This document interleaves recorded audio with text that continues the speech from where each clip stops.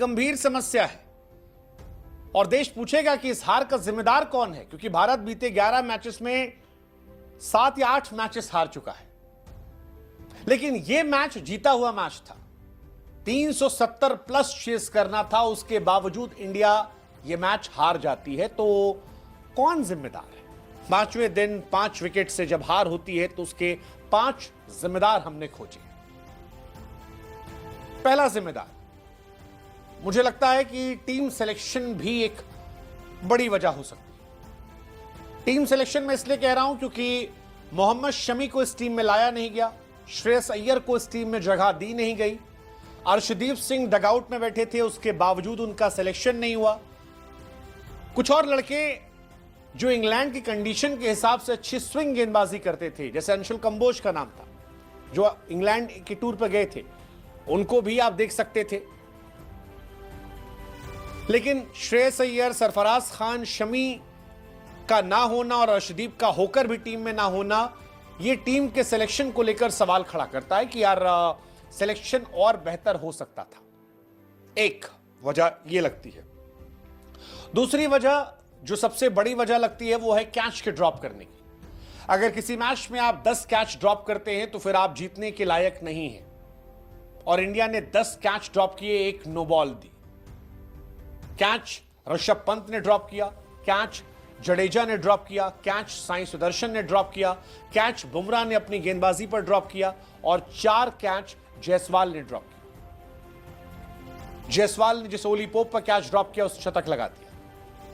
जायसवाल ने Ben Duckett का catch दोनों इनिंग में ड्रॉप किया, एक पारी में अर्धशतक, एक पारी में शतक लगा दी। कैप्टेंसी एक बड़ी वजह यह भी गिनी जा रही। तीसरी वजह मेरे हिसाब से खराब कैप्टेंसी। शुभमन गिल की कप्तानी पर सवाल खड़े हो रहे हैं। सवाल मल्टीपल वजह से। एक, शुभमन गिल अपने गेंदबाजों का सही इस्तेमाल नहीं कर रहे थे।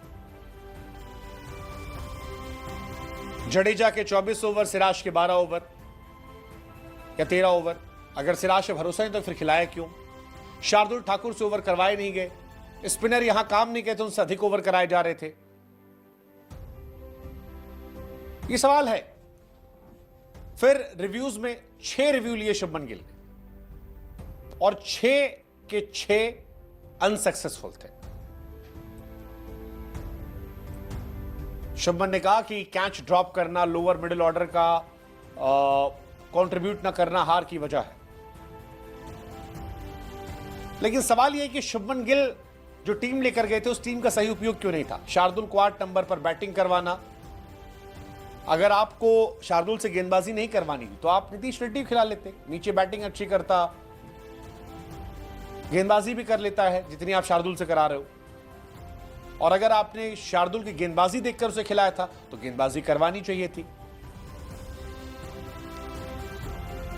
इसके बाद बड़ी वजह गेंदबाजों का इनइफेक्टिव होना। बुमराह सेकंड पारी में एक भी विकेट नहीं पाए। चलो एक इनिंग की बात हो सकती है, बुमराह को एक्सेप्शन दे दो, बट प्रसिद्ध कृष्णा, शार्दुल ठाकुर, सिराज, जडेजा, आपको शमी की कमी खल रही थी। प्रसिद्ध कृष्णा ने 20 ओवर में 128 रन दिए, 6.5 इकॉनमी से पहली इनिंग। दूसरी इनिंग में 15 ओवर में 92, अगेन 6 से ऊपर इकॉनमी। ऐसा लगा वो भूल गए कि भाई साहब ये टेस्ट मैच चल रहा है, T20 या ओडीआई नहीं चल रहा है। सेम कहानी शार्दुल की थी। बैटिंग नहीं चली उनकी, 1 रन 4 रन। गेंदबाजी तो कराई नहीं गई। 100 ओवर में 6 ओवर कराया गया पहली इनिंग में, दूसरे में 10 ओवर कराया गया, 51 रन पिटे, लेकिन 2 विकेट निकाल दिए उन्होंने।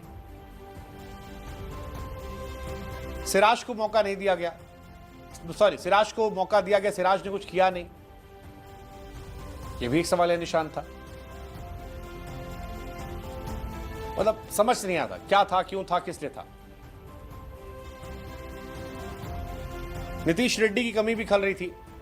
ऑस्ट्रेलिया में 41, 38, 42, 42, 114, 8 नंबर बनाया था। फिर मिडिल ऑर्डर कोलैप्स करना चौथी वजह मेरे हिसाब से, या 5वीं वजह ले लीजिए। 430 पर 3 होते हैं आप, 471 पर ऑल आउट जाते हैं।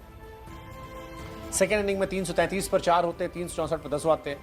अगर आप 7 विकेट 41 रन पे या 6 विकेट 31 रन पे गिरा दोगे तो फिर आप क्या करोगे? खत्म हो जाओगे। और वही हुआ, एक एक ओवर में 3-3 विकेट गिर रहे थे।